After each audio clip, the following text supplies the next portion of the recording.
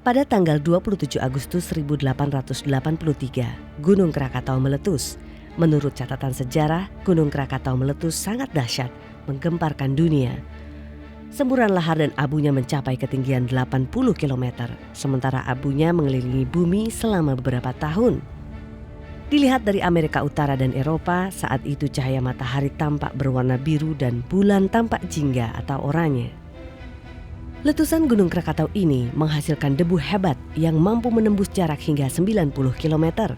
Letusan itu pun berdampak terjadinya gelombang laut sampai 40 meter vertikal dan telah memakan korban sekitar 36.000 jiwa pada 160 desa, baik di Lampung Selatan ataupun pada barat Jawa Barat.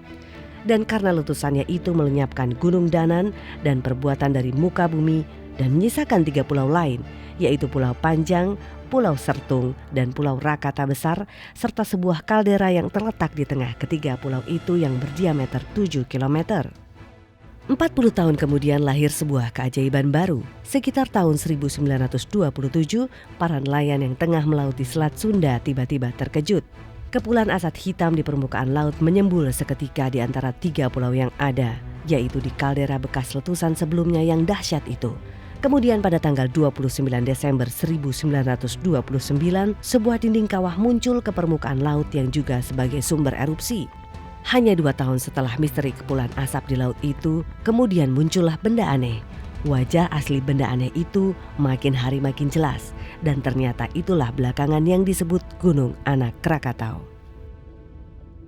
Selain itu, gunung ini juga memiliki sebuah keunikan karena gunung ini selalu menambahkan ketinggiannya sekitar 1 cm tiap harinya.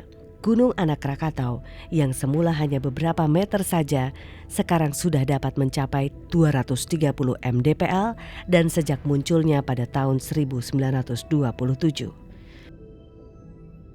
Pos ini tujuannya untuk memantau gunung api Anak Krakatau. Sebetulnya pos ini didirikan sekitar tahun 80-an dan di Kalianda pun atau di Lampung ada pos pantaunya karena memang untuk Anak Krakatau ini masuknya ke wilayah Lampung. Cuman karena kita di sini ada kaitannya dengan pariwisata dan khususnya Jakarta, maka di sini pun didirikan pos pantau Anak Krakatau. Ya, tujuannya yaitu untuk memantau aktivitas Anak Krakatau sehari-harinya. Kami di sini bertiga, jadi ada 3 orang yang ditugaskan oleh Kantor Pusat Vulkanologi dan Mitigasi Bencana Geologi yang ada di Bandung untuk memantau situasi atau kondisi Gunung Anak Krakatau. Ditempatkan di sini di pos pantau Gunung Anak Krakatau Pasauran. Sehari-hari ya kita kerjanya ya mengamati dan melaporkan aktivitas kegempaan Gunung Anak Krakatau.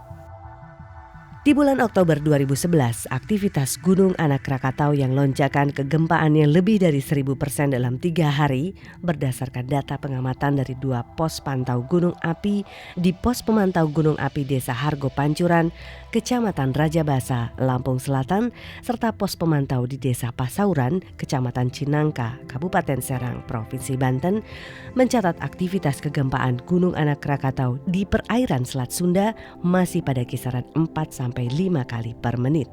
Gempa vulkanik Gunung Anak Krakatau bisa mencapai sekitar 5.000 kali per hari. Aktivitas ini belum ada perubahan sejak beberapa hari lalu dan masih pada level 2 atau waspada. Sedangkan letusan-letusan kecil tidak terjadi di gunung itu. Sementara jarak aman dari gunung itu masih pada kisaran radius antara 2-3 km baik untuk nelayan maupun wisatawan.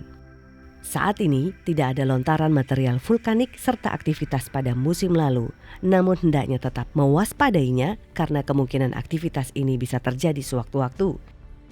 Pos pengamatan gunung berapi berkewajiban memberikan rekomendasi agar masyarakat yang bermukim di lereng gunung, terutama yang beraktivitas di sepanjang daerah radius terdekat, kawasan rawan bencana dan aliran sungai untuk tetap meningkatkan kewaspadaannya. Oleh karena itu, peran komunikasi dari pos pantau ke pusat data dirasa merupakan kebutuhan yang penting dalam penanganan bencana.